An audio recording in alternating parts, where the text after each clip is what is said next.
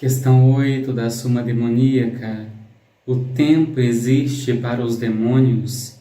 Sim, o tempo transcorre para os demônios.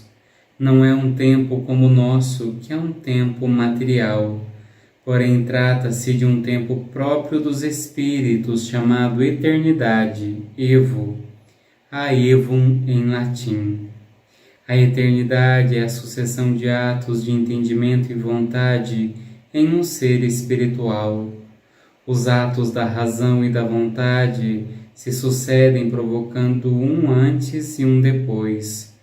Um antes de determinado ato do entendimento, um de um ato de querer algo. Desde o momento em que há um antes e um depois, há algum tipo de tempo.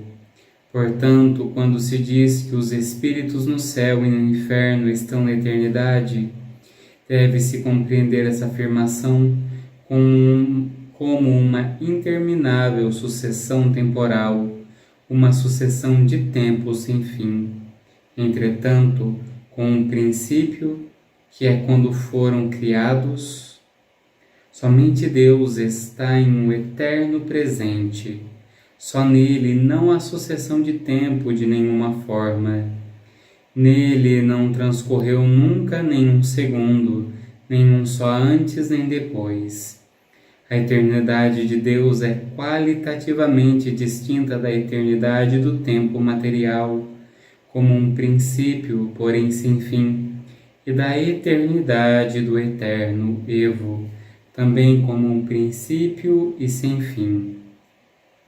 Sobre esse tipo de tempo, a eternidade do eterno Evo, São Tomás de Aquino falou, já no século XIII, na primeira parte da questão 10, artigo 5, que sua Suma Teológica. E talvez para alguns possam parecer que seu raciocínio era excessivamente teológico.